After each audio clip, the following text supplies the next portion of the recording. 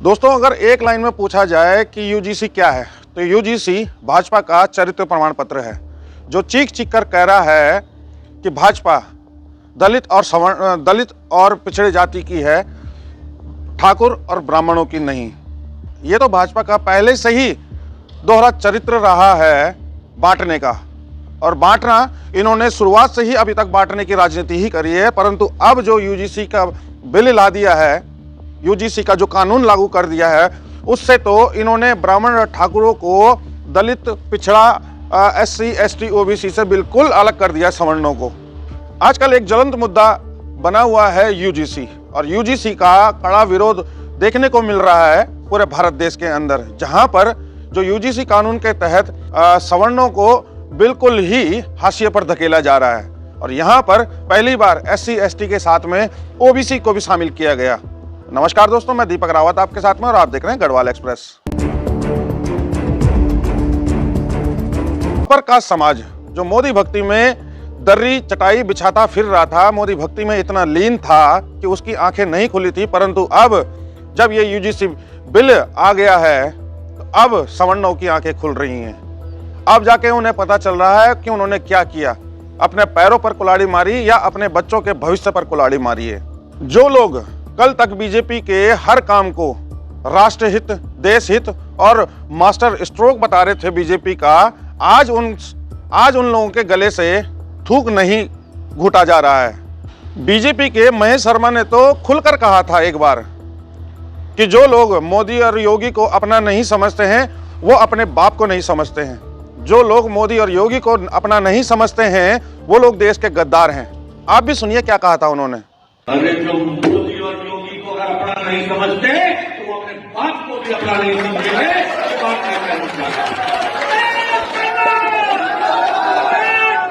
अगर मोदी और योगी से बढ़ के भी कोई अपना है और अपना कहने की बात कहता है, तो वो गद्दार है देश का। वो देश का, प्रदेश का भला नहीं चाहता। तो क्या अब प्रदर्शन करने वाले लोग गद्दार हैं? क्या जो इस्तीफे दे रहे हैं वो लोग गद्दार हैं? क्या जो लोग यूजीसी के विरोध में आवाज बुलंद कर रहे हैं, अपनी आवाज आप तक, सरकार तक पहुंचाने का काम कर रहे हैं, क्या वो गद्दार हैं? क्या वो अपने बाप को नहीं समझते? सवाल यहां पर यही है। यूजीसी बिल भी राष्ट्र हित में है, देश हित में है, ये कहने में जो अपर कास्ट है उनकी तो जैसे जीभ जली जा रही है, क्योंकि बीजेपी ने ठाकुर और पंडितों को साइड करके दलितों को और पिछड़ों को दाना डाल दिया है, क्योंकि अब 2027 की रणभेरी बज चुकी है। अब ठाकुर और पंडित कहां जाएंगे?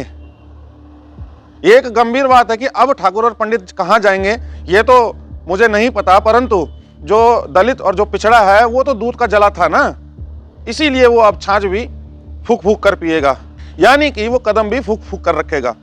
दोस्तों, बात कर रहे हैं अगर यूजीसी के बिल की, तो यूजीसी के जो बिल आया है वो सीधे साधे और सरल शब्दों में अगर आपको समझाना चाहूँ तो ऐसे समझा सकते हैं कि अगर किसी दलित ने शैक्षणिक संस्थान में या फिर कहीं कॉलेजेस में किसी दलित ने, पिछड़े ने कोई कंप्लेंट कर दी, और वहाँ पर जो सवर्ण समाज का बच्चा है उसको अगर सजा होती है वहाँ पर, और जब कोर्ट में केस चलता है, मान लीजिए कि केस जो उसको सजा हुई 10 साल की, 10 साल तक वो केस करता है, उसके बाद पर अगर वो दोष मुक्त साबित होता है, उस पर दोष साबित नहीं होता है, तो यहाँ पर जिस दलित ने, जिस पिछड़े व्यक्ति ने यहाँ पर जो शिकायत की होगी और जिसने उसको सजा दिलवाई है, जिसने उस पर आरोप लगाए हैं, उन पर कोई कार्रवाई नहीं करने का प्रावधान, उन पर कार्रवाई करने का कोई प्रावधान ही नहीं है, उनको सजा दिलाने का कोई प्रावधान ही नहीं है। यहाँ पर कुल मिलाकर सवर्णों को ही दोषी माना जाएगा। विरोध इस चीज का हो रहा है। यहाँ पर इस कानून को लाने की आवश्यकता क्या थी? क्योंकि मोदी भी ओबीसी वर्ग में आते हैं क्या, इसलिए? या फिर जो एससी, एसटी और ओबीसी का आपको वोट चाहिए वो आपकी तरफ आ जाए क्या, इसलिए? भाई एक बात बताइए ना, सबसे ज्यादा वोट परसेंटेज तो आपका सवर्णों का ही था, आपने सवर्णों को ही ठिकाने लगाने का काम किया है। अब इससे सवर्ण आपसे उग्र रूप से आपसे सवाल कर रहा है और ये कह रहा है कि ये जो यूजीसी एक्ट आया है इसको वापस लिया जाए, परंतु नहीं, अभी तक इस पर बहस छिड़ी हुई है। उत्तर प्रदेश के जीएसटी अधिकारी तक ने उस पर इस्तीफा दे दिया है, और इस्तीफा भी किस प्रकार दिया है आप देखिएगा आगे कि कैसे रोते हुए ये इस्तीफा दिया है। क्या इस्तीफा इस तरह से दिया जाता है? क्या इस तरह से वहां पर ये ढोंग है और कुछ नहीं है? आपको दिखाने के लिए कुछ और, हाथी के दांत दिखाने के कुछ और खाने के कुछ और होते हैं। इससे तो यही समझ में आता है। आप देखिए पहले वीडियो। मैंने इस्तीफा दे दिया है। हाँ, मुझे बर्दाश्त नहीं हुआ, मुझे बर्दाश्त नहीं हुआ।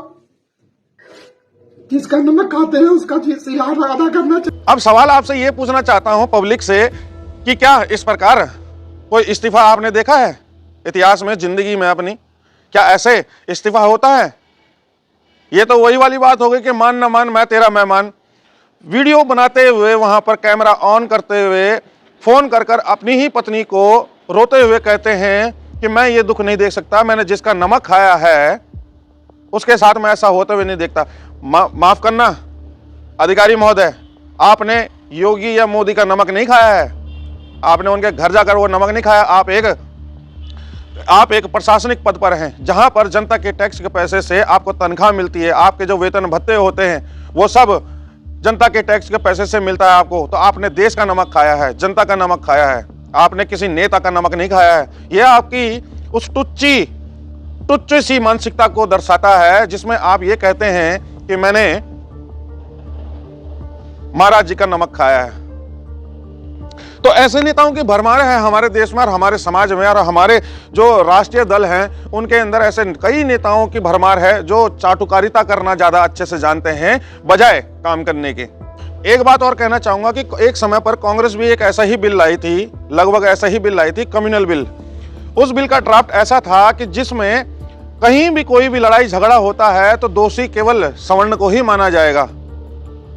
और मोदी जी तो अब 2 हाथ आगे निकले हैं कांग्रेस से, वो ला दिए हैं यूजीसी बिल।